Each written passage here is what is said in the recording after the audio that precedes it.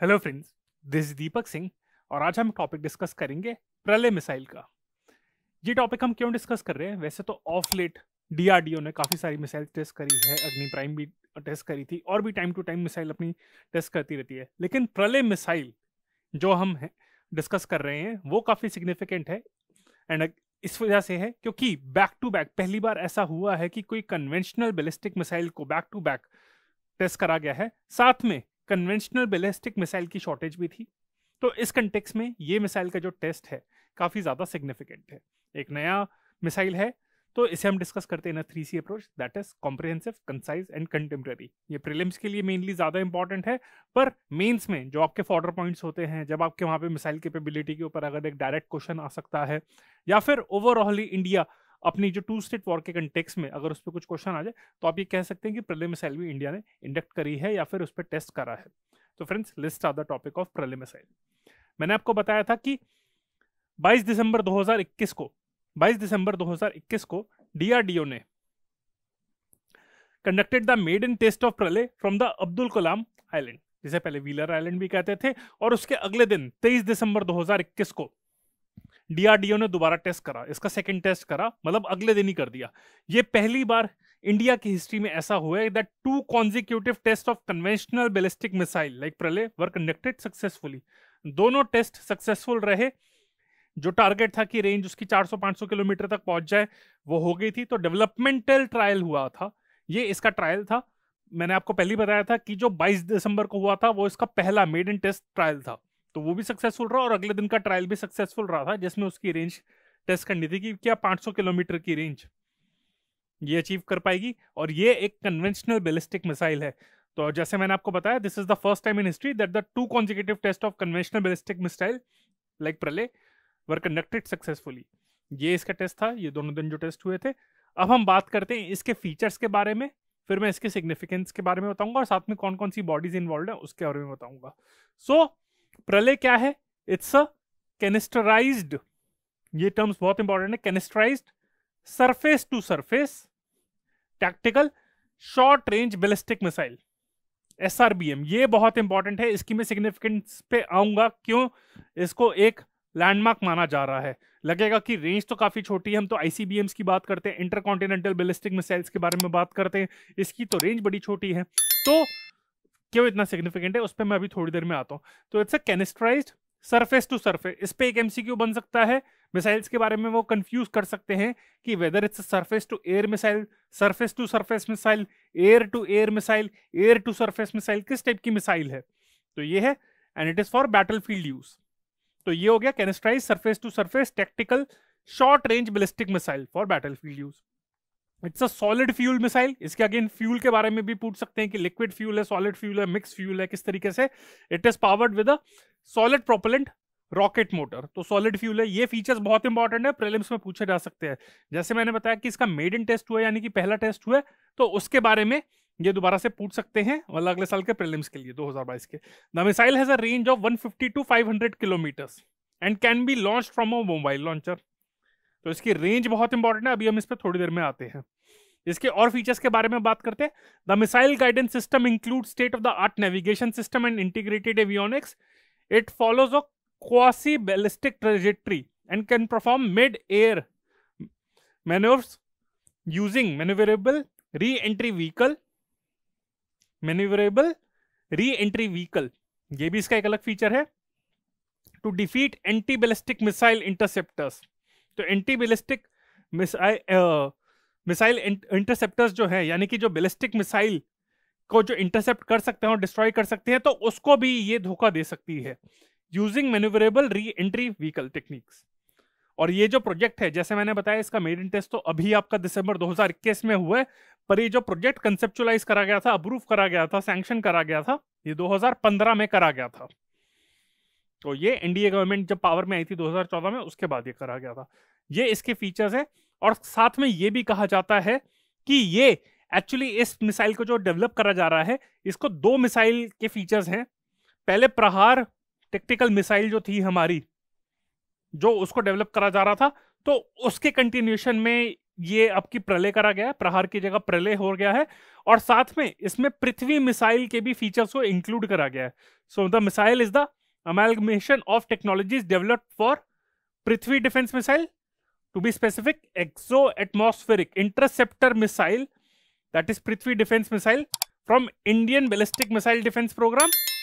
तो ये जो इसके अंदर डेवलप करी जा रही थी, और साथ में प्रहार टेक्टिकल मिसाइल।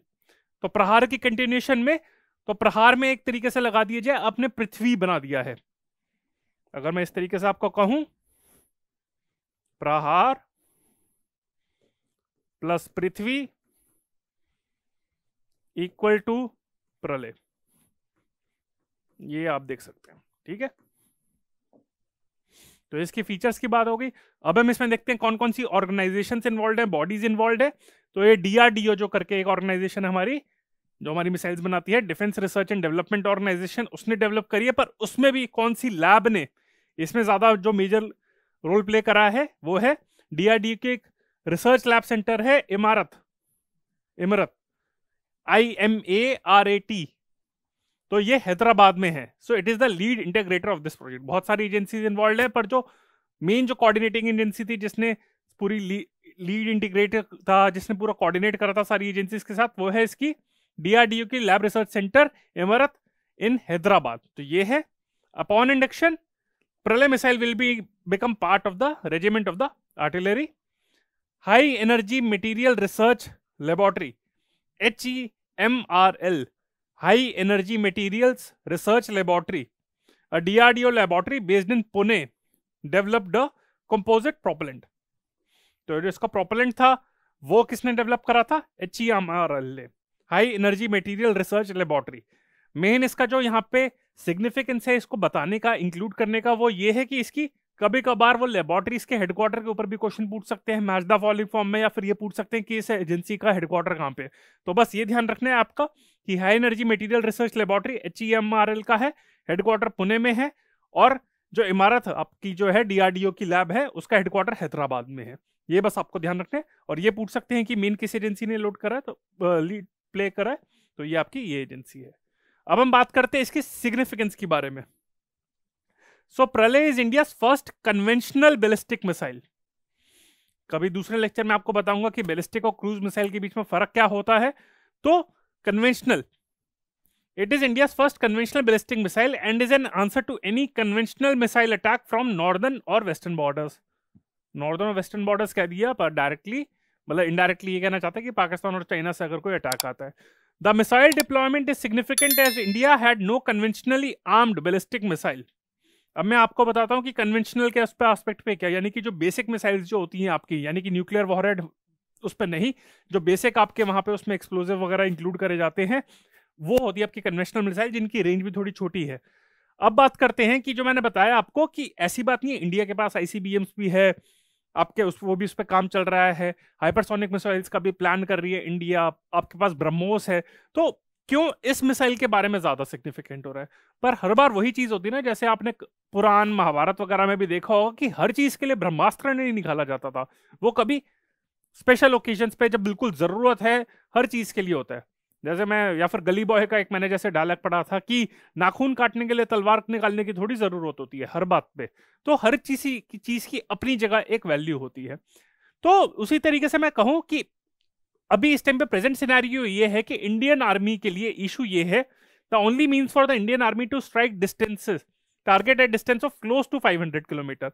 जो लंबे लंबे डिस्टेंस है आपके, यानी कि हजारों से ऊपर है, उसके लिए मिसाइल टारगेट करने के लिए है।